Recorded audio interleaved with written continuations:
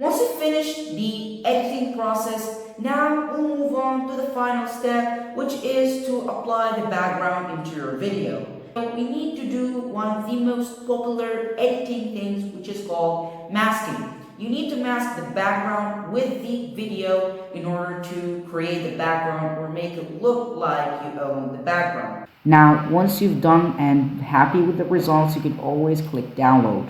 So to create a mask, go back to your vidmix.app.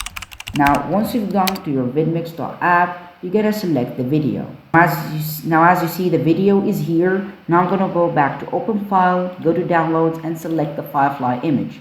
Now, if I should extend this image as the video. Now, if I play the video, it would be just a still image without any changes. How to do that? By, as I said previously, using masking. Now, you could choose this option right here, which is the brush of masking, and then you will start masking the areas you want to hide or you wanted to make it appear on the video. Now, as you see, I've also masked the watermark of the Adobe Firefly, so you don't need to show it in the video.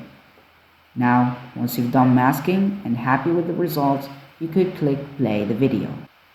Now, when I click the video, as you see, I move and the background is still with me. Once I'm happy with the result, I could always go to the export in here, select MP4, select the bitrate, and save the file.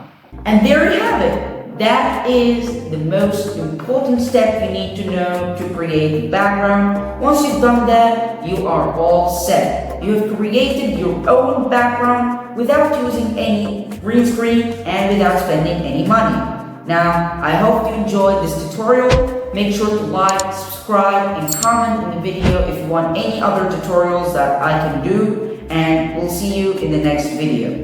Bye.